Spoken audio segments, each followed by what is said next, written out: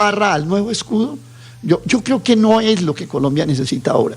Creo que lo que Colombia necesita son cosas muy distintas y que ojalá el país retome la senda, que un verdadero escudo sí esté mostrando lo que es el país. Pero como vamos, el escudo, pues por favor, va para incluso un cambio mucho peor. Ahora, el cambio es el cambio de escudo. Eso era lo que votaron 11 millones, que el cambio fuera cambiar el escudo, porque hasta ahora sería el único cambio de verdad. El cambio de símbolos patrios, no Aurelio. 8 en punto, Aurelio. Álvaro, ¿usted qué opina de la propuesta del presidente de cambiar el escudo de Colombia? Yo no creo que sea una táctica de distracción. Me parece normal que el primer presidente de izquierda, quiera cambiar uno de los símbolos fundamentales del pensamiento que ha imperado en Colombia. Si hay algo que define el pensamiento conservador es ley y orden. La dicotomía eterna entre pensamiento de derecha o de izquierda ha sido el énfasis en el orden y la autoridad por parte de los conservadores y el énfasis en la justicia social por parte de los liberales. Petro está buscando un camino intermedio. Cuando propone orden justo, está aceptando el concepto de orden, de autoridad, pero está introduciendo el concepto de justicia social. Son dos visiones del mundo. Algunos consideran que el desarrollo de una sociedad se da con ley y orden. Hay otros que consideran que el verdadero desarrollo es con justicia social, porque la autoridad no es capaz de generar verdadero bienestar en todos los estratos de la sociedad. Entonces esa discusión puede sonar anacrónica, pero va al fondo del problema. Y tenemos claro que Petro considera que una de sus funciones como primer presidente de izquierda es el de afectar la cultura hegemónica a través de unas nuevas narrativas. Y hay gente a quien le agrede mucho. Los más conservadores se sienten muy agredidos y muy ofendidos, pero hay otros millones de colombianos allá que consideran que eso los interpreta. En el caso del escudo es muy bonito, pero pues yo creo que todo colombiano cuando lo ha mirado ha dicho, oiga, ¿esto qué representa? Entonces el presidente encuentra ahí un espacio para proponer eso. A mucha gente le va a gustar, los conservadores van a sentir que es poner en duda los principios de Colombia, porque hay gente que cree que los principios son esos, y que el himno es inmodificable y que el escudo es inmodificable, y otra gente considera que esa es la Colombia de la Constitución del 86, que está superada por los hechos. Pero Álvaro, ¿cuál es el problema del orden? El orden es una virtud. El orden no es un concepto pero usted ni de entiende, conservadurismo, Ricardo, ni es un precepto que sí, venga usted a hablar entiende de las élites, ni que sea un eje de una discusión que sea de quienes hoy el presidente estigmatiza. Pero trascendamos a Petro, porque Petro dice, no es todo. El escudo, no, pero es que estamos hablando de Petro porque Petro propone el cambio del escudo. Libertad y orden, dice hoy. No es ley y orden, dice libertad y orden. La libertad es un valor, el orden es otro valor. ¿Por qué tiene que tener un sufijo el valor del orden si el orden es un valor que por sí solo funciona? ¿Por qué el presidente estigmatiza el orden? ¿Por qué no le gusta el orden al presidente? Cuando usted pone por encima de un criterio de equidad el del orden, pues tiene esa respuesta. Esta discusión ha sido centenaria. Obviamente nada define más el pensamiento conservador que libertad y orden como principio. Los otros consideran, sí, libertad, sí, orden también, pero debe haber criterios de equidad. Es el mismo concepto sobre desarrollo. Hay algunos que quieren solamente crecimiento económico y otros dicen de nada sirve el crecimiento si se concentra en unos sectores arriba y no se distribuye dentro de la sociedad. Es la discusión ideológica de siempre. Bueno, mire usted minutos. Vamos a hablar en segundos de asuntos un poquito más importantes que el escudo y el cambio del escudo del presidente Petro. No hay nada más importante un poquito más serios. No hay nada más importante Héctor, que de lo ¿usted que le estamos parece que no hay nada más importante para hablar hoy? ¿De verdad? Sí. La censura en Venezuela, de verdad, claro. La crisis en el presupuesto, esos la pueden pérdida ser más de control urgentes. Territorial en Colombia. Esos temas pueden ser más urgentes, pero no necesariamente más importantes. Claro, preguntémosle a las personas del Cauca que están viviendo a ver si ese es el tema central. Son temas urgentes. Esos temas son Héctor, urgentes. y complejos. Pero esto es como esos para temas discutirlo, son más urgentes. No sé, hacer filosofía, pero Héctor, discutir. O la crisis de los hospitales y la gente sin poder entrar. Todos esos son unos temas. Todos son esos son unos temas urgentes. De cafetería, patrocinada por la Federación de Cafeteros, básicamente. Esa conversación del presidente. Todos esos son unos temas urgentes. Es que es fácil para nosotros, estamos cómodos aquí. Vámonos a la estatua del Bobo de la Universidad de los Andes y nos sentamos a filosofar. Pero Ricardo, digámosle eso a la gente del Cauca que está viviendo todo lo que vive, o a la gente del Cesar que está viviendo todo lo que vive. Son unos temas Ricardo, urgentes que probablemente no se hubieran provocado. A mí me cuesta si trabajo Colombia hubiera dado una discusión respecto de la visión de la sociedad que quiere construir, que es la que le ha hecho falta a este país y en la que efectivamente, como lo decía Álvaro, se ha impuesto una visión de un concepto, de un orden preestablecido que hay que conservar y que pues precisamente pues es la característica propia de una sociedad conservadora, y Colombia efectivamente se ha ido construyendo a partir de unos principios y valores conservadores que bueno, vale la pena discutir si se tienen o no que mantener.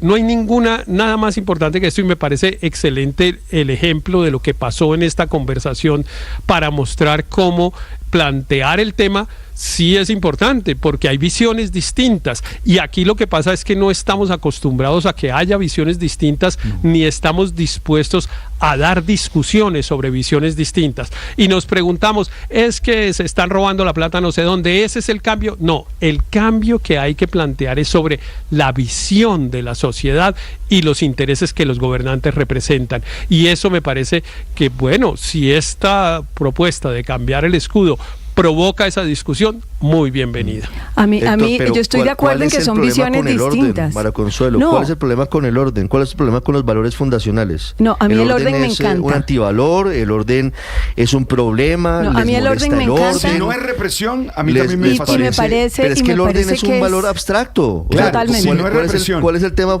¿Por qué tienen que ponerle apellido al orden? Es que no entiendo por qué tienen que ponerle apellido al orden. Bueno, pero eso es una buena discusión. Si quiere, agréguele justicia, pero es que el orden es un valor. Sigue siendo que hay cosas más urgentes en este país. ¿Por qué les causa rasquiña el orden, Alberto? Porque lo confunden con represión, porque hay una confusión con represión, por eso. Pero por eso hay libertad del otro lado. Un preconcepto distinto, un sesgo distinto. Es otra cosa. A mí lo que me cuesta, Ricardo, es no ver las similitudes entre las tácticas distractoras del presidente Gustavo Petro y lo que pasó en Venezuela. O sea, cuando a mí me dicen el castrochavismo es una invención, y yo veo, por ejemplo, que en Venezuela en el 2006 cambiaron el escudo para incluirle una estrella más, para poner República Bolivariana y para voltear el caballo, que no mirara hacia un lado sino hacia el otro. Para que mirara a la izquierda. Exacto. Entonces yo simplemente digo, hay demasiadas coincidencias. O sea, sacar en medio de tanto problema una discusión sobre el escudo y si hay que modificarlo y poner un adjetivo adicional y poner una palabra adicional, es como incluir la palabra bolivariano, igualito a lo que pasó en el 2006 en ¿Cómo Venezuela. fue la historia, que a mí Ricardo me llama la atención. Perdóneme, Mara Camila, dame un segundo. ¿Cómo fue la historia en Venezuela, Santiago, del cambio de símbolos patrios? Sí, Ricardo, era una ley que se llamaba Ley de Símbolos Patrios y se hicieron tres cambios. Primero, una estrella más a la bandera, aquí eran siete estrellas, se agregó una octava estrella. Por la provincia de Guayana se mantuvo igual el tricolor amarillo, azul y rojo. Luego se hicieron cambios en el escudo, ese del caballo, quizás el más significativo o el que más se recuerda. El caballo primero iba en un sentido y tenía la cabeza volteada hacia la derecha, y aquí lo pusieron a galopar totalmente hacia la izquierda. Se agregaron además 4 espigas a las 20 que ya tenían uno de los lados del escudo. Ahora son 24 por los 24 estados de Venezuela. También se le agregó un kayak, un arco y una flecha. Un kayak es una especie como de canoa indígena, un arco y una flecha para representar pues las armas indígenas, y un machete por el campesinado, los campesinos, para ahorrar las raíces afrodescendientes. Y además se le agregó el tema de República Bolivariana de Venezuela. Se le cambió el nombre al país, le faltaba el término bolivariano. Fueron 3 cambios en el nombre, en los escudos y en la bandera. Hago una pregunta a los oyentes, María Camila. Si usted pudiera cambiar el escudo de Colombia, ¿qué le agregaría o qué le quitaría? Los leo en @BluRadio.com. Yo rogaría su opinión. Rogaría porque no incluyan el sombrero de Carlos Pizarro León Gómez, porque no incluyan el monumento a Puerto Rellena, el de la Resistencia en Cali, Ricardo, porque lo que yo sí noto es un desprecio por los símbolos tradicionales, pero una fascinación por símbolos que son antítesis de cultura, como el sombrero o como este que le menciono en Cali, que fue un símbolo de la violencia, un símbolo de la torpeza de quienes, por supuesto, mancharon la protesta social con sangre y con violencia, en particular en el Pacífico colombiano. Las 8:10 minutos, Daniel, para finalizar. Miren ustedes, Ricardo, un tema que es superfluo, pero que nos tiene aquí hablando del tema. Solamente una pausa, porque ya vienen los temas importantes. Esta es una estrategia que ha utilizado Gustavo Petro desde el inicio de su gobierno, incluso en campaña, atraparnos en falsas disyuntivas entre crecimiento y redistribución del ingreso, entre provisión pública y privada de servicios públicos, entre libertad y orden. Esa es una falsa disyuntiva, y para esto, Ricardo, yo creo que bastan dos ejemplos. Para poder redistribuir y mejorar los servicios sociales de educación, de salud, de servicios básicos que recibe la población, se necesita el crecimiento económico. No hay que parar de crecer para redistribuir. Eso es una falsa disyuntiva. Y entre libertad y orden, déjeme simplemente recomendar un libro muy bueno sobre este tema, que es el libro de Mauricio García, que se llama El orden de la libertad, donde muestra muchísimos ejemplos y hace un desarrollo teórico sobre esto, donde muestra básicamente para tener libertad se necesita orden. Sin orden no puede haber libertad, porque con anarquía las personas ven restringidas sus libertades porque son violadas por las supuestas libertades de otros, y eso no es posible en una sociedad democrática y liberal como la que tenemos en Colombia. Las 8:11 minutos, me recuerda un oyente que el escudo original lo creó Francisco de Paula Santander, liberal, no conservador, y fue adoptado por todos los liberales del siglo XIX y del siglo XX en Colombia. Ya regresamos en Mañanas Blue.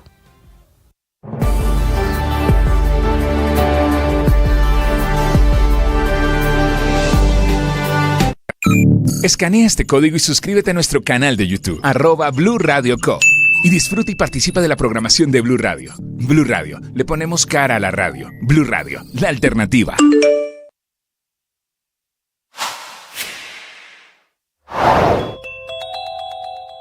Baja la inflación en el país y celebra el gobierno esa reducción en el costo de vida. Carestía que, según el índice de precios al consumidor que reveló ayer el DANE, se ubicó en el 6.87% anual a julio, con una variación mensual del 0.20% en el séptimo mes del año.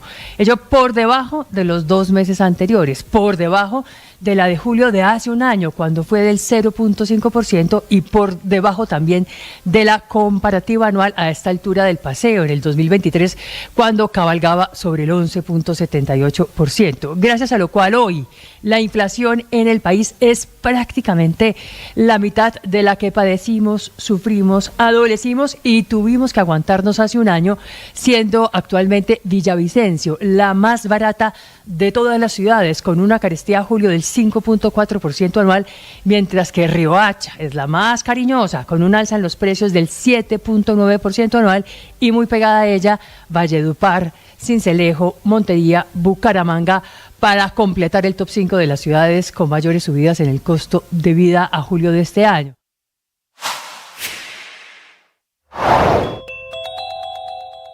Los altos costos de las matrículas, el no retorno de la inversión y la falta de oportunidades después de terminar la carrera son algunas de las razones por las que está creciendo en el país el desencanto de los jóvenes a estudiar en universidades privadas, cuyo índice de estudiantes matriculados va en caída. Según los últimos datos revelados por el Sistema Nacional de Información de la Educación Superior del Ministerio de Educación, el 2023 cerró con cerca de 2.476.000 matrículas en instituciones de educación superior, dejando en evidencia una caída en las matrículas de pregrado en las carreras profesionales, técnicas y tecnológicas.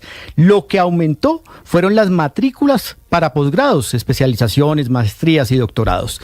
En el informe del Ministerio de Educación hay otro dato que llama la atención, y es que las universidades públicas también bajaron el número de matriculados, pasando de más de 1.341.000 estudiantes en 2022 a cerca de 1.334.000 el año pasado, es decir, más de 7.000 estudiantes menos.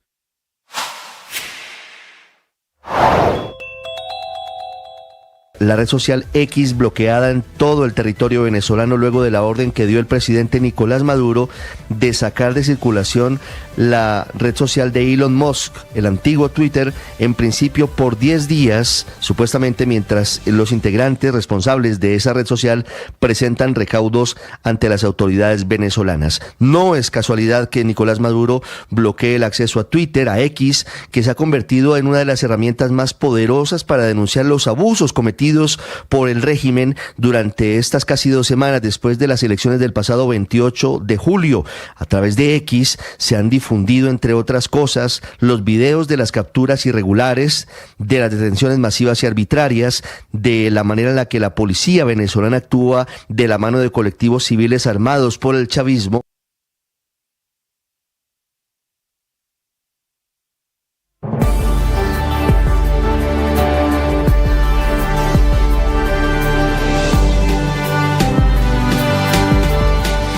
Las 8:15 con la Chevrolet Colorado de Noticias Económicas aquí en Blue Radio. Víctor, ¿qué pasa con el dólar? El dólar está cayendo también muy rápidamente, así como subió a una velocidad impresionante esta semana hasta superar los 4.200 pesos por momentos, lleva ya 2 o 3 jornadas consecutivas a la baja después de que se calmaran los mercados internacionales. A esta hora cae el dólar, Ricardo, 55 pesos, cotización promedio 4.045 pesos, esto en Colombia, rompiendo a la baja la barrera de los 4.100 pesos. En el mundo, sin mayores presiones para el dólar frente a las principales monedas, el petróleo de referencia Brent está subiendo 0,38%, se ubica por encima de los $79 por barril. Hay pronunciamientos, Ricardo, de 2 importantes empresas sobre decisiones recientes de la CREG relacionadas con infraestructura de gas. La transportadora de gas internacional TGI dice que con estas resoluciones podrá aumentar su capacidad de transporte con obras que contribuyen al abastecimiento para el interior y el sur del país, como la aprobación de la ampliación y mejora de la infraestructura existente en el tramo Mariquita-Gualanday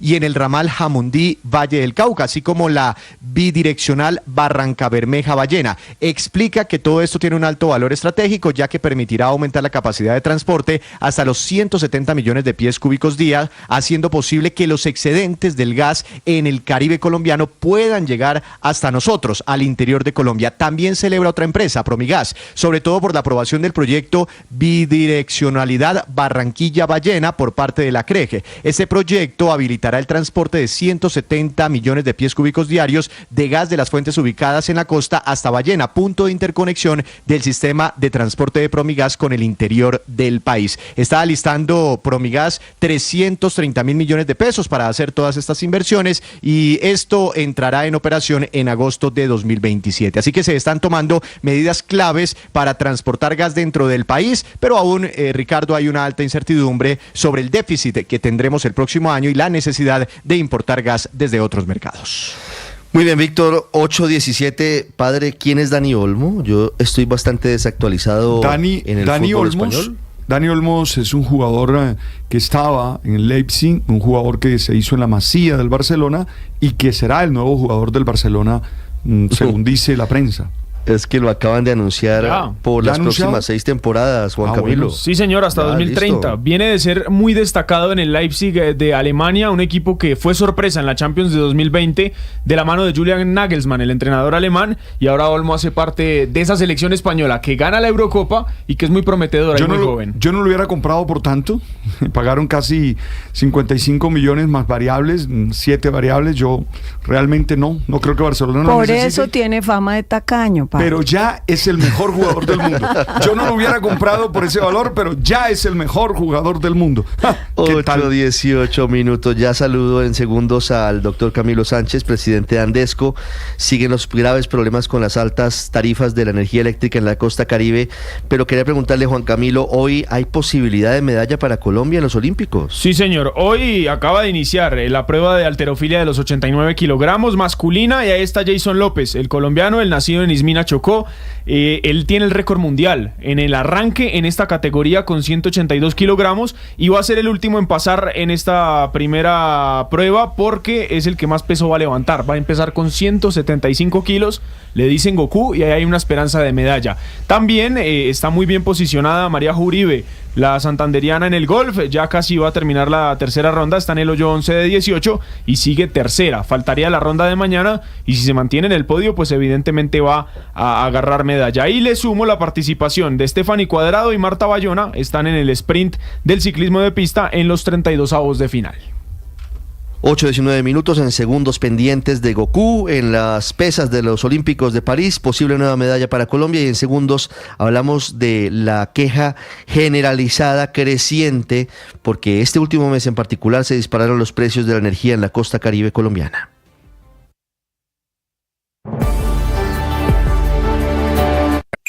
Escanea este código y suscríbete a nuestro canal de YouTube, @Blue Radio Co.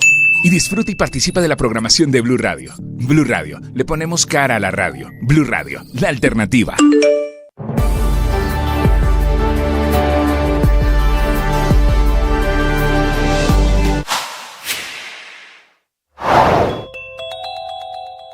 El reconocimiento que hizo el ministro de Defensa, Iván Velázquez, de lo que todos vemos: se está perdiendo el control territorial por parte de la fuerza pública en diferentes municipios y departamentos del país. Lamentablemente, es importante el diagnóstico del Ministerio de Defensa. Lo que no dice el ministro es cómo va a cerrar esa brecha que se ha acrecentado durante estos 2 años del gobierno del presidente Gustavo Petro. Hoy, varios grupos armados ilegales campean a su antojo y en libertad en diferentes zonas del país. Amanecemos con actos violentos en Corinto, en el departamento del Cauca. Las disidencias de Iván Mordisco, sin ningún tipo de lío, llegaron, buscaron en una casa a una persona, la sacaron de su vivienda, la mataron frente a todo el mundo ante la mirada inerme de los habitantes de ese municipio. En Puerto Wilches denuncian patrullaje de las disidencias, mientras que en Chocó hay combates entre el ELN y el Clan del Golfo que desplazan a más de 300 familias en Izmina.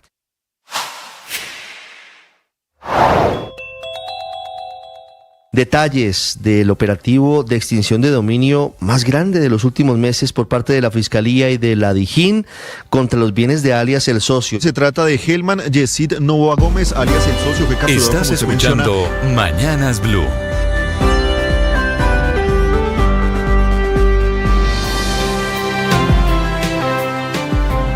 De los precios altos de las tarifas de luz, sobre todo en la costa Caribe, Vanessa, hay quejas crecientes. Estoy viendo una cruzada de los mandatarios de la costa.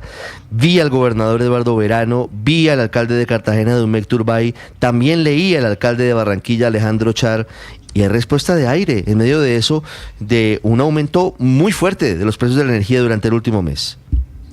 Sí, Ricardo, lo primero que hay que decir es que fueron varios mandatarios los que ayer alzaron su voz en contra de estos altos precios que estamos viendo en la generación de energía, que pasó a estar a inicios de agosto en 121 pesos a 518 pesos según el valor que reportó XM el pasado 3 de agosto. Pues primero fue el alcalde Alejandro Char, luego se sumó el alcalde de Cartagena, Dumek Turbay, y finalmente respondió en las últimas horas Aire a través de su cuenta de X, convocando a todos los mandatarios a una cruzada o a un diálogo compartido que permitan construir lo que sería una tarifa más justa para el Caribe colombiano. Y es que ellos lo que señalan es que se necesitan abordar varias problemáticas y corregir, aseguran ellos, las brechas históricas que afectan a los usuarios. Por una parte, plantean que la bolsa de energía hoy es altamente propicia al poder de mercado por parte de los grandes generadores hídricos y que por esto se requieren acciones como las siguientes: limitar la cantidad de energía que se puede vender en la bolsa, estableciendo un tope máximo del 5% de la generación. Otra de las propuestas que plantean es una tarifa diferenciada especial para el Caribe, con precios justos y fijos, especialmente para los usuarios de las zonas más vulnerables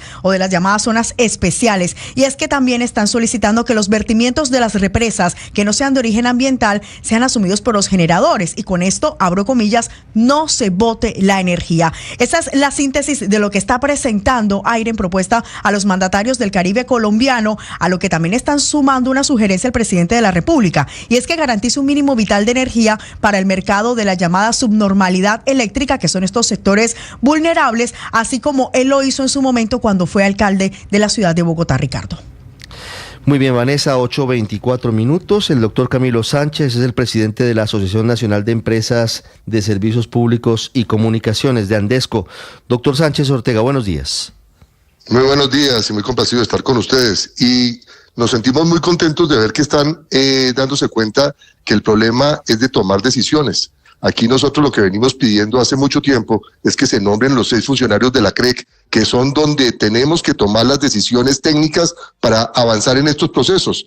La segunda cosa que estamos diciendo es que el gobierno asumió la opción tarifaria. Son 5 billones de pesos que se comprometió el presidente de la República y su ministro para entregar, pero no se ha entregado, son simplemente anuncios. Son 2.7 billones que se van a poder entregar a la costa para los estratos 1, 2 y 3. Era para todo el sector, pero simplemente ahora por las mismas circunstancias se dejó para este 1, 2 y 3, que es importante, pero ahí simplemente esos recursos no han llegado, por consiguiente no han bajado las tarifas en esa proporción. Por eso también le estamos pidiendo al gobierno que deje de los 5 billones, ya que va a tener 2.3 que no va a poder entregar, 1 para pagar las pérdidas, y con eso podríamos bajar el 20% aproximadamente de las tarifas de la costa, mientras se hace la tarea que se tiene que hacer en la CREC, porque es que es el problema. Hoy no se toman decisiones, hoy se toman decisiones políticas y esto puede ocasionar problemas muy graves hacia el futuro. Hoy estamos hablando de que hay unos costos altos, pero el problema es que no tengamos la energía porque no han entrado los proyectos. Yo le repito,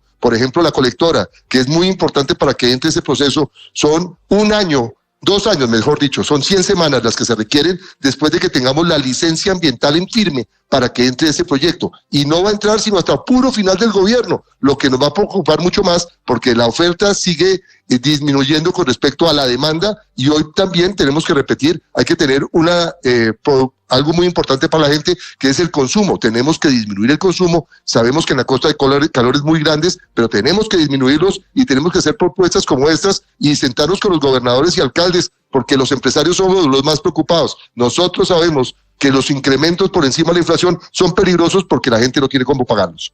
Sí, doctor Sánchez, usted hace una radiografía interesantísima.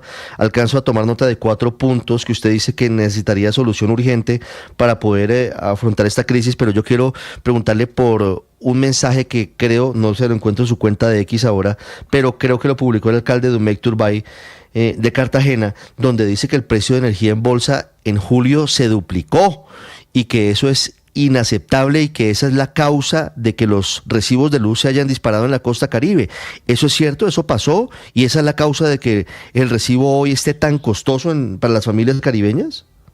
No, yo quiero contarle que es que son verdades a medias. Usted sabe que la bolsa, o sea, en Colombia se hacen negociaciones bilaterales y más del 80% de las negociaciones se hace con tiempo, 1 y 2 años anticipados para tener ese producto vendido y comprado por los diferentes actores del sector. Pero el 20% y menos representa la parte de bolsa. Así que no es verdad que simplemente el valor de la bolsa sea el que haya aplicado para todo el sector. Es un pedacito, pero nosotros tenemos que buscar medidas para esto. No es simplemente decir que hay que poner techos, porque simplemente eso es incorporarlos en un mercado que es de oferta y demanda. Aquí hay también empresas que no han hecho la tarea bien. Han dejado para último momento comprar los recursos de energía y por consiguiente eso hace que compren caro lo que hubieran podido hacer si lo hubieran hecho anticipadamente. Ahí nosotros estamos trabajando y por eso es importante la CREC. Claro, por eso es que es importante la CREC. Efectivamente nos decía la presidenta de Acuegen, Natalia Gutiérrez, hace pocos días que el 85% de los despachos de energía son contratos a largo plazo, es decir, que únicamente el 15% se negocia en la bolsa de energía. Pero es que aquí la propuesta que viene desde la costa atlántica es ponerle un tope para que sea máximo el 5%. ¿Es eso posible, doctor Sánchez, que pasemos de tener el 15% de los despachos que se negocian en bolsa a solamente el 5%? Y si es posible posible también que el resto de electrificadoras del país puedan moverse a tener contratos a largo plazo? Pues lo más importante es que este es un mercado que ha funcionado durante los últimos 30 años. Aquí tuvimos el problema del fenómeno del Niño, ya pasó y hemos tenido disminuciones en estos procesos. Aquí lo que tenemos que tener también es conciencia que se necesita la CREC. Yo repito porque es que parece que fuera algo obvio, pero es que son 6 personas que tienen que trabajar para sacar el indexador, los mejores resultados con la bolsa y todas estas cosas, pero no están trabajando, no están haciéndolo. Por consiguiente, hemos tenido un desgobierno en ese proceso y por consiguiente hemos tenido estos resultados. Hoy le estamos diciendo al gobierno, ya se lo aplaudimos, dio la opción tarifaria y repito, son 5 billones de pesos que se comprometió el gobierno, pero no los ha entregado. Hasta ahora va 1 billón de pesos. Por consiguiente, no ha bajado como debía bajar la tarifa. Estamos pidiéndole, meta 1 billón de pesos en las pérdidas, que es el otro problema para la costa. La costa se incorporó la pérdida, que es mucho mayor que el resto del país, y por consiguiente casi un 30% del valor en la tarifa. Y la otra parte, el consumo. Pedirle a la gente que tengamos una política de no despilfarro. Es necesario cambiar nuestro consumo, porque la fórmula es sencilla. P por Q, y el Q está creciendo al doble del resto del país en la costa, y ahí también tenemos que tener un mejor manejo. Pero doctor Camilo, yo entiendo que hay que ahorrar energía, lo que pasa es que es muy distinto, y usted nos lo dice, es distinto ahorrar energía en Bogotá, ahorrar energía en Barranquilla o en Montería. Son ciudades que tienen temperaturas de 40, 41 grados, es realmente muy complicado el ahorro de energía. ¿Cómo puede hacer una persona que necesita o un aire acondicionado o un ventilador, que necesita la nevera al máximo de enfriamiento porque de otra manera se le dañan sus alimentos? ¿Cómo pueden ahorrar agua, cómo pueden ahorrar luz, perdóneme, los habitantes de la costa Caribe? ¿Ese llamado no termina siendo un poquito difícil de cumplir? No, es que fíjense también las cifras. Hemos visto cómo ha crecido últimamente el consumo en la costa. Anteriormente era el 1,5%, ahora estamos al 2,5% por encima del resto del país. Lo que necesitamos nosotros también es tener una política, y por eso es importante nuevamente la CREC, porque tenemos que construir ahora con viviendas que no tengan materiales que calienten tanto como lo están haciendo hasta el momento. Teja de zinc no tiene que construirse en la costa, tenemos que pintar las casas de blanco, tenemos que cambiar los electrodomésticos y hacer una campaña con el gobierno nacional para que los electrodomésticos que están ahí sean los que menos consuman. Tenemos muchos electrodomésticos viejos donde tenemos, como los vehículos, chatarrizarlos y ayudar con unas campañas donde le podamos dar unos mejores elementos que además van a mover la economía. Y lo más interesante, sacar ayer proyectos que no han entrado. Yo le repito, el gobierno nacional nos dice que tenemos que hacer proyectos, pero dígame este gobierno qué proyecto ha entregado o ha hecho. No ha entregado ni siquiera la colectora, que sería el más importante, y es el que queremos hacer, y viene de gobiernos anteriores. Así que nosotros lo que queremos es más oferta. Sí, pero sobre eso le quiero preguntar, porque dijo XM que han entrado 40 nuevos proyectos a dar energía este año, 32 de ellos de generación entre plantas solares y térmicas y 8 de transmisión. ¿Al fin que están entrando o no están entrando proyectos, doctor Sánchez?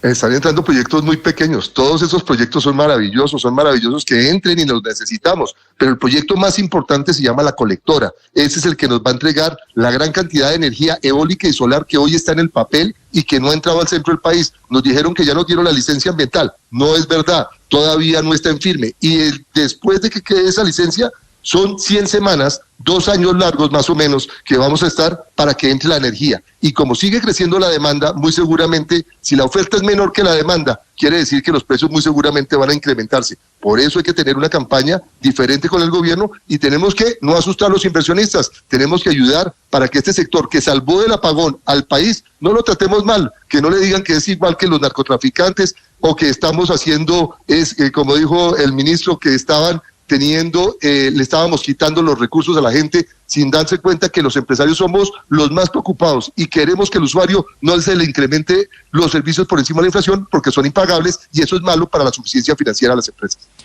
Doctor Sánchez, sobre la opción tarifaria, dice usted que no ha llegado todavía mucha de esa plata prometida por el ministro de Hacienda, Ricardo Bonilla. Yo recuerdo que él dijo, mire, nos comprometemos con tanta plata, 2-3 billones de pesos, es una plata que va a asumir el gobierno nacional del presupuesto, pero necesitamos que ya mismo las empresas bajen los recibos de la luz a la gente, es un compromiso. Al final no es un tema como de confianza, ¿por qué no empiezan a bajar las tarifas? El mismo ministro reconoció pues que ese trámite se demoraba un poquito para tener esos recursos disponibles. ¿Por qué no han bajado las tarifas si ya hay un compromiso del gobierno de entregar ese dinero?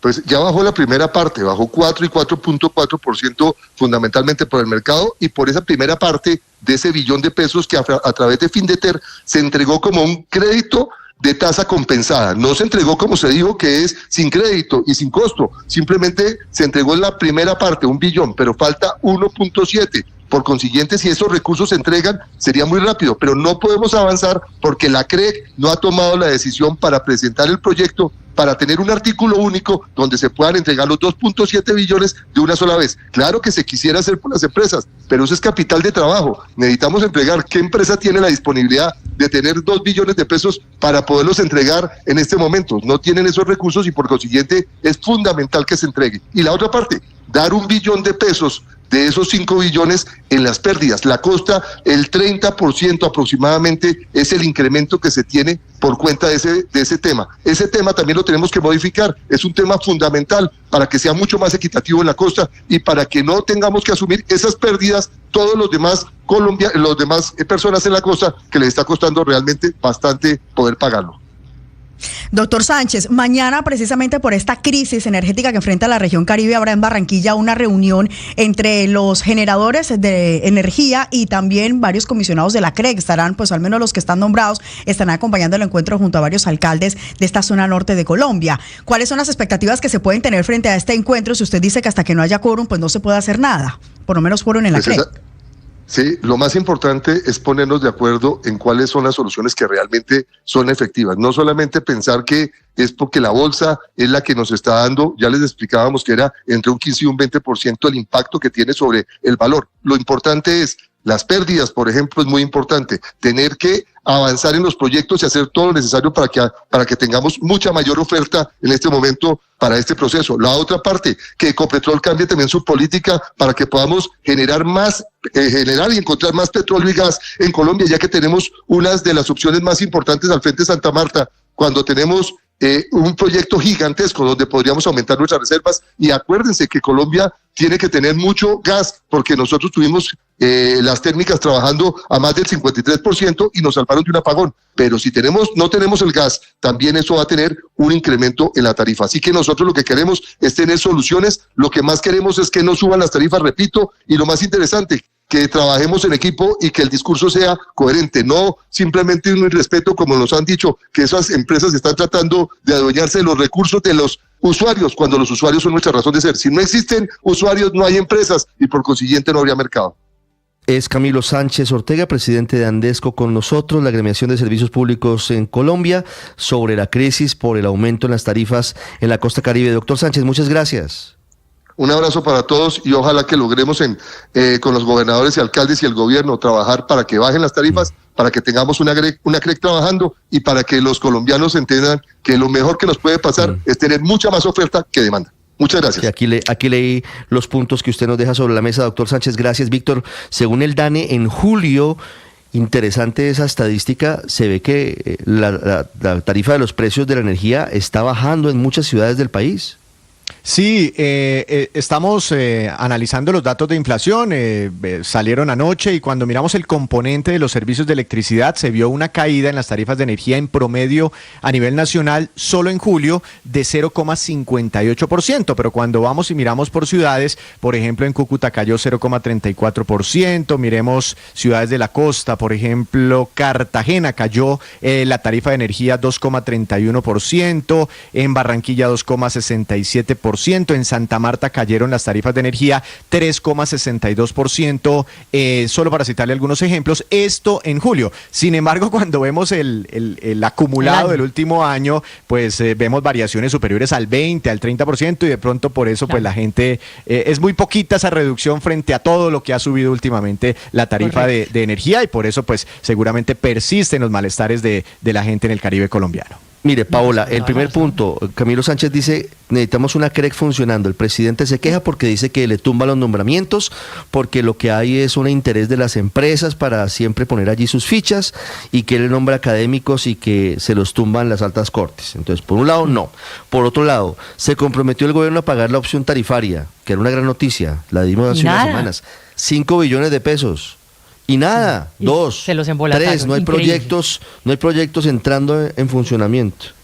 Sí, no grandes por lo menos como colectora, claro, exactamente. Que esa, pues le vemos más difícil, su argumento fue clarísimo, pues vaya y desconecte usted la nevera y se le pudre la carne, el pollo, todo en un segundo, eso no es tan fácil. Apagar los aires acondicionados, los ventiladores en un momento de calor tampoco es tan sencillo. Lo de grandes proyectos, la colectora, pues sí, efectivamente nos decía el doctor Sánchez que se necesitan que entren grandes, porque decía XM que han entrado cerca de 40 proyectos, pero al parecer son todos muy pequeños, 32 de ellos de generación, pero es muy pequeño una vez más y 8 de transmisión.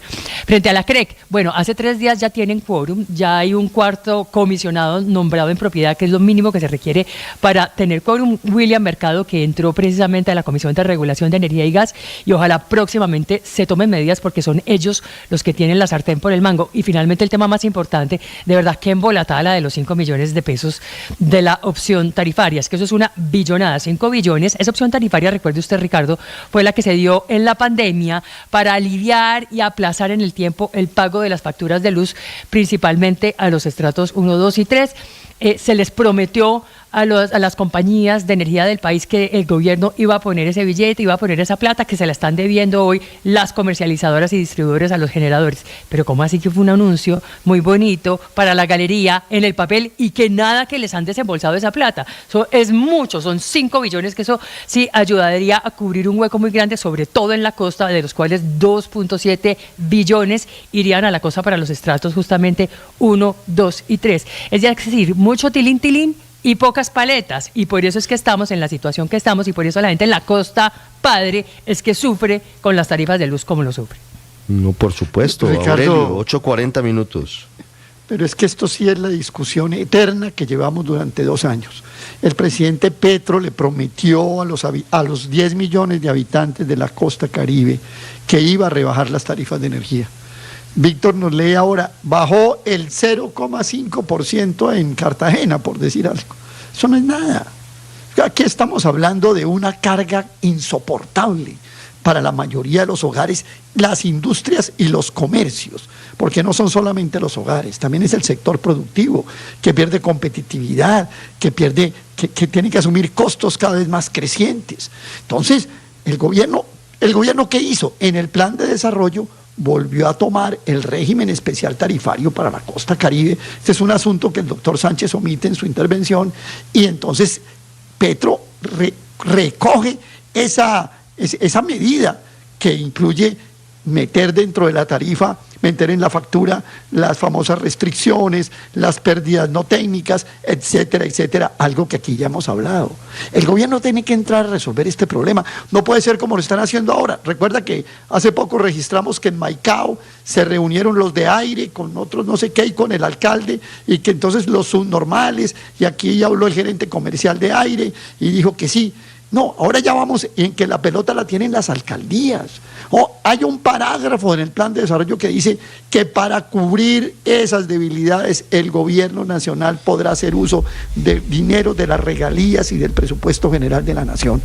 ¿Cuál es la tardanza para actuar de esa manera? A los operadores les han ofrecido a lo sumo créditos baratos en Findeter. Que no van a resolver el problema, que lo aplazan. Llevan más de 2 años aplazando la solución de este problema. Lo hicieron en el plan de desarrollo y no lo aplican ahora en el plan en concreto, y la gente sigue pagando tarifas antes que comprar comida. Pero no se preocupen, no, esto va a cambiar cuando modifiquemos el escudo. Eso, ahí sí ya todo se resuelve. Esto también, claro, que temas tiene importantes, temas de fondo. Cuando modifiquemos el escudo y pase la ley, esos temas que afectan a 10 millones de colombianos son menores, Mara Consuelo. Esos temas de la luz, no. Los temas importantes son los temas filosóficos, saber qué pasa con el orden justo y la libertad. Esos temas importantes. 8:42. Oiga, pero, Alberto. No, es que yo pienso en Santa Marta. Perdónenme que sea tan localizado, y estoy pensando en la gente que no puede pagar esas tarifas, punto. Es decir, ¿qué estamos esperando allí? ¿Qué estamos esperando que pase qué en el Caribe colombiano? Yo ya comienzo a preguntarme, porque es que lo van a solucionar,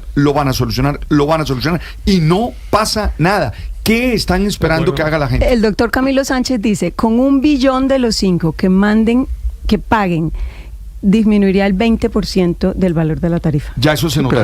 Pero además se comprometieron a hacerlo. No lo han hecho. Claro, ya lo anunciaron. Pero no ha resultado tan fácil arreglar los daños que dejó el gobierno del presidente Duque, ¿no? Son más complejos y más difíciles de los que pareciera y de lo que algunos reconocen. Pero hay que intentar. Pero adicionalmente, porque en la pandemia le íbamos a cortar la luz a la gente para que se muriera del calor, encerrada. Esta modalidad de trasladarle las pérdidas a quienes pagamos el servicio de energía, se la inventó el gobierno del presidente Duque. Algún tecnócrata de ese gobierno se le ocurrió esa magnífica idea para garantizarle a los distribuidores de la energía, a los que se les asignó ese servicio, pues que tuvieran sostenibilidad económica. Pero claro, durante la pandemia, que no era así. En pandemia, Héctor, durante la pandemia, para que la gente encerrada... Para que la gente encerrada no se muriera del calor. Estamos hablando de dos cosas distintas, María Consuelo. Estamos hablando de una cosa que llamaba... Estoy hablando de la opción tarifaria. Exacto, y yo estoy hablando de otra cosa, que es el traslado de las pérdidas a quienes estamos pagando el servicio. Son dos cosas distintas. Yo nunca critico las medidas que se tomaron durante la pandemia, incluso si las considero equivocadas, porque me parece que era una situación en la cual pues nadie sabía cómo enfrentar y probablemente se podían cometer errores. Entonces, eso que llaman la opción tarifaria, pues evidentemente la gente no tenía con qué pagar su servicio en ese momento, no podían dejárselo cortar, porque al tema de la pandemia no podíamos agregarle que la gente no tuviera acceso al servicio de energía, y eso me parece bien y eso tendrá que resolverse de alguna manera.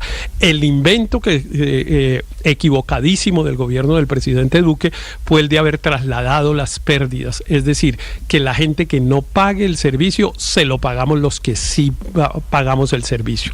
Eso obviamente se vuelve impagable. No, pero para eso estaba así desde para siempre. Los que sí lo hacemos. Ese componente es el No, eso no estaba así desde ninguna manera. Sí, señor.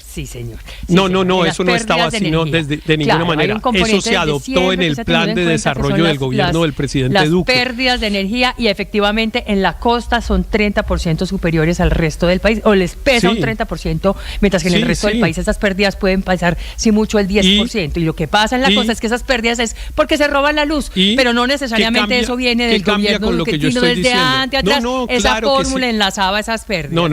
A ver, pagar al resto de los usuarios. A ver, Paola, para que no confundamos a los oyentes. Para que no confundamos a los oyentes. Está echando la culpa políticamente al gobierno de Iván Duque. Para que no confundamos a los oyentes. Está diciendo que eso viene desde mucho tiempo atrás. Claro. Pero entonces déjeme explicar para que no confundamos a los oyentes. Si una persona, por ejemplo, coge un cable y se roba la luz, hace una conexión pirata para no pagarla, y lo hace en Bogotá, esa pérdida la asume la empresa. Quienes pagamos en Bogotá no tenemos que pagar la luz que ese señor se roba. Si eso ocurre en el Caribe, quienes pagan la luz tienen que pagar la energía que ese señor se roba.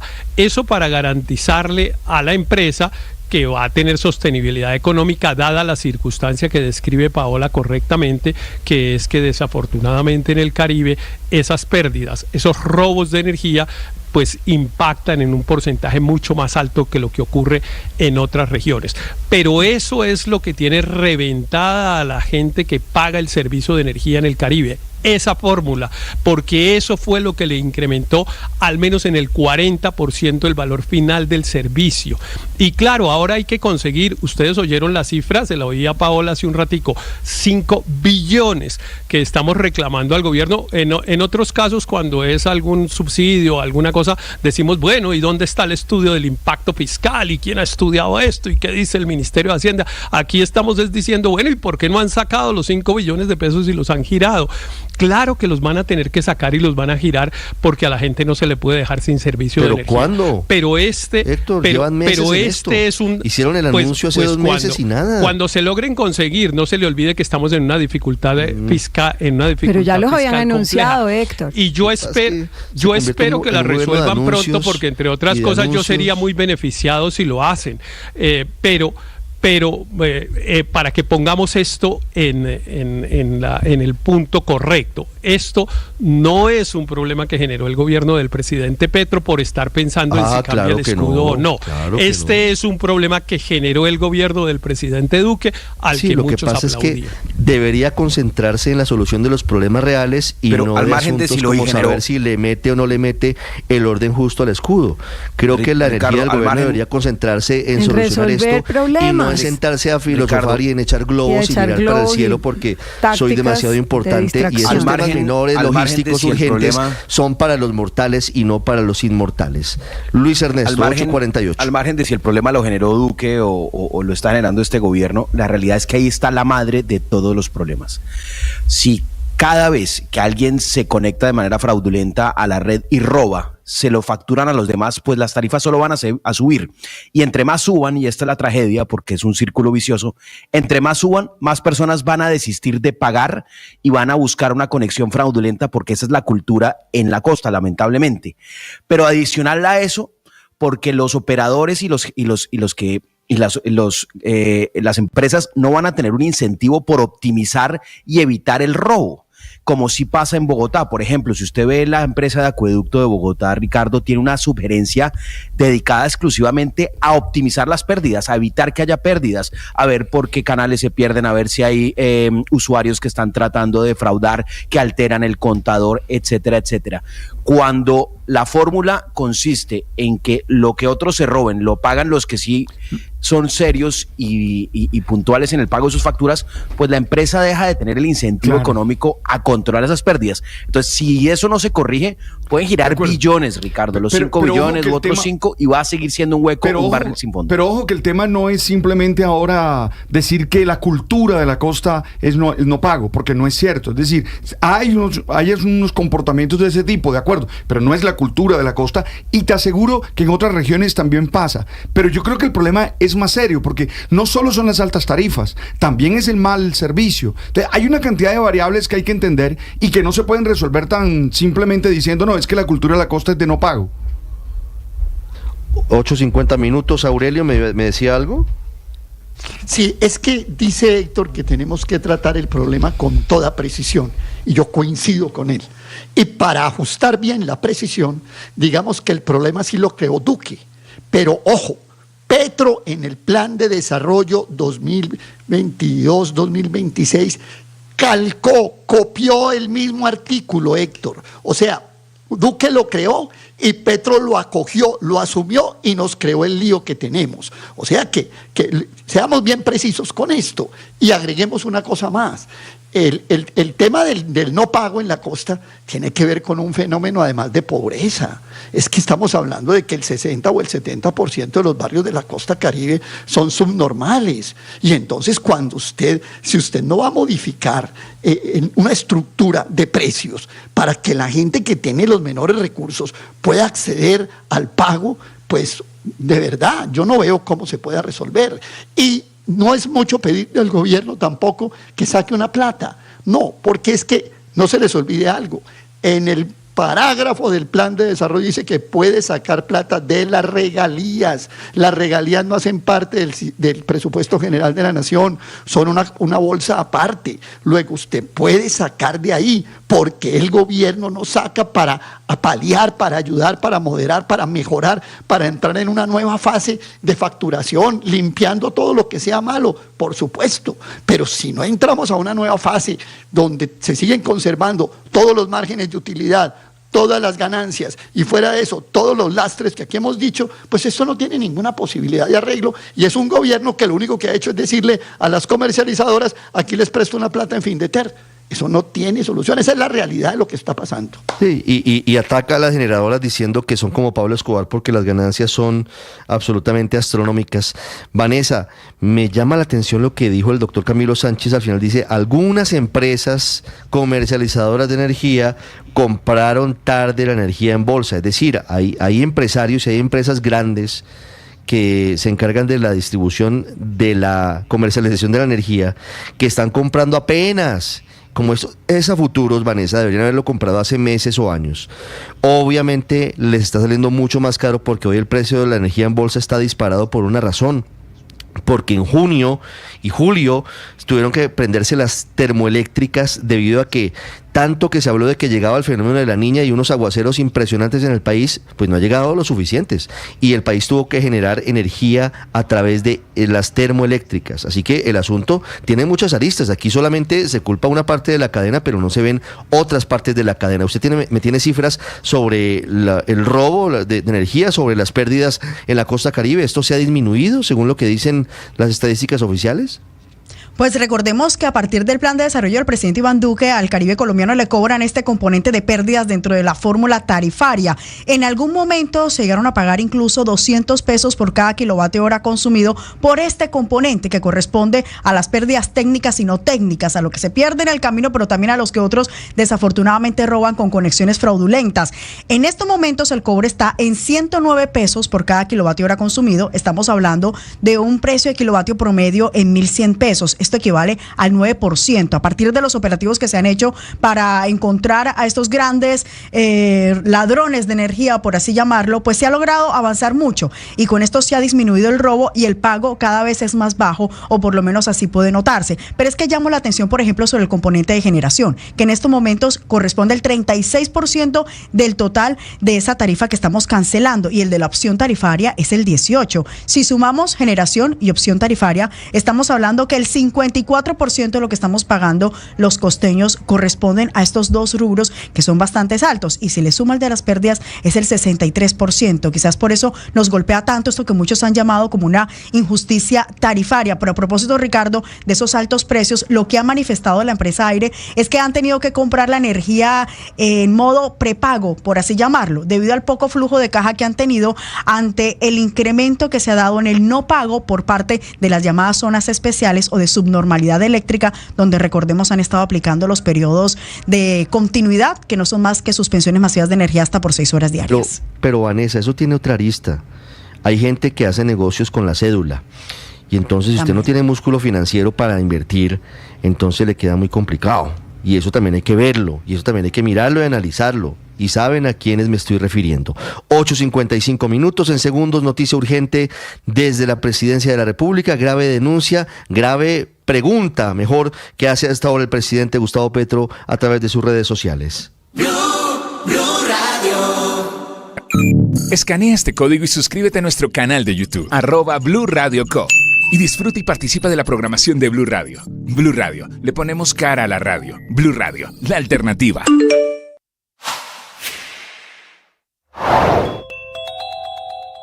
El reconocimiento que hizo el ministro de Defensa, Iván Velázquez, de lo que todos vemos. Se está perdiendo el control territorial por parte de la fuerza pública en diferentes municipios y departamentos del país. Lamentablemente, es importante el diagnóstico del Ministerio de Defensa. Lo que no dice el ministro es cómo va a cerrar esa brecha que se ha acrecentado durante estos 2 años del gobierno del presidente Gustavo Petro. Hoy, varios grupos armados ilegales campean a su antojo y en libertad en diferentes zonas del país. Amanecemos con actos violentos en Corinto, en el departamento del Cauca. Las disidencias de Iván Mordisco, sin ningún tipo de lío, llegaron, buscaron en una casa a una persona, la sacaron de su vivienda, la mataron frente a todo el mundo ante la mirada inerme de los habitantes de ese municipio. En Puerto Wilches denuncian patrullaje de las disidencias, mientras que en Chocó hay combates entre el ELN y el Clan del Golfo que desplazan a más de 300 familias en Ismina.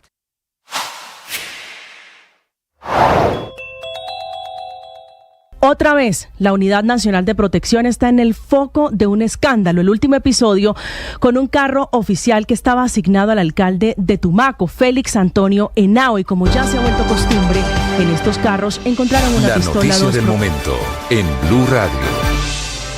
8:57, mucha atención, hay una grave denuncia que hace hasta ahora a través de sus redes sociales el presidente Gustavo Petro sobre un plan para asesinarlo, liderado presuntamente por alias Iván Mordisco, quien era el hombre con el que negoció durante varios meses, a quien recibieron en camioneta Mercedes-Benz al inicio del gobierno del presidente Petro, ahora convertido en el principal enemigo del gobierno nacional, enemigo del presidente Petro. Ya en segundos voy con Catarina Ávila para que nos diga qué dice el trino, porque hasta ahora, Juan Camilo, compite Goku en pesas olímpicas por Colombia. Sí, señor, levantará los 175 kilogramos, lo que más levantaron hoy fue 173, va a proceder a hacer su levantamiento, primer turno de arranque. Cierto, muy bien, excelente para él. Caracol Sports y lo hizo el colombiano, 175. Bien. Muy bien. De momento lidera la prueba. Buen inicio para Colombia. 175 se pone en el primer lugar. ¿Será que está proyectando superar su récord mundial? Viene la medalla, es importante, Juan. pero lo más Sí, señor, importante, tiene récord mundial, 182. Si lo logra, romperá además récord olímpico. Ojalá. ¿Qué tal un oro, Alberto? Pero Padre, sí, ¿qué tal ojalá, un oro? bendito, no. Alberto es mejor. Pero vamos con todo. Pero, ¿saben qué? Con humildad, con tranquilidad. Porque ayer me rompieron el corazón. Con calma. Ayer me rompieron el corazón porque estaba seguro que teníamos medalla y al final. Con Jenny Álvarez. Con Jenny Álvarez, sí. Ahí pasaron varias cosas, Juan Camilo, pero obviamente será usted y los expertos los que nos digan, porque leí, no sé si fue cierto, leí en alguna parte que no viajó la entrenadora oficial de Jenny Álvarez a París, que fue con otro entrenador y no tengo una explicación de por qué. No, le cambiaron el entrenador, no hay explicación y cuando le consultaron pues dijo que simplemente fue una decisión de su staff y también se habla de que hubo errores en la estrategia y ahí tiene mucho que ver el entrenador, claro, porque ella intentó levantar más de lo que tal vez podía en ese momento y no lo logró al final. Claro, si hubiera levantado los 130, que levantó bien cuando hubo el error técnico, fue su primer intento. Hubiera estado en medalla. En su primer intento de envión intentó 130, lo hizo, hubo un error técnico que los jueces marcaron como error. Parece que algo del codo, ¿no? Algo en el ángulo, en el movimiento del codo. Si hubiera vuelto a intentar los 130, seguramente hubiera logrado, pero se subió 2 kilos, ni siquiera 1. Ahí estuvo. Y ahí 1 kilo es mucho. Los especialistas dicen que ahí hubo un error técnico. Pero concentrémonos en el hoy. Entonces, recalculando, hacemos después de esta intervención una pausa y volvemos con Caterina Ávila para hablar del plan que denuncia el presidente Petro para atentar en su contra. Juan Camilo, entonces estamos en pesas. Sí, halterofilia. Masculino. 89 kilogramos, es decir, sí, el peso pesado de las pesas son los más grandes. Sí. Y ahí está liderando la prueba Jason López, el colombiano. Ya hizo su primer intento de arranque, 175. Nadie lo había levantado, aunque lo acaba de hacer. El moldavo está igualando con él. López va a intentar en su segundo arranque 180 kilogramos. 5 kilos más. Sí, señor. Eso es el récord olímpico.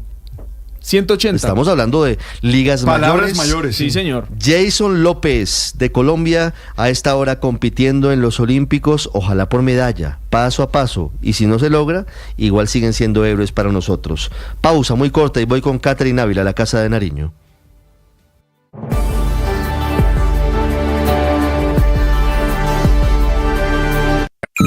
Escanea este código y suscríbete a nuestro canal de YouTube, @Blue Radio Co. Y disfruta y participa de la programación de Blue Radio. Blue Radio, le ponemos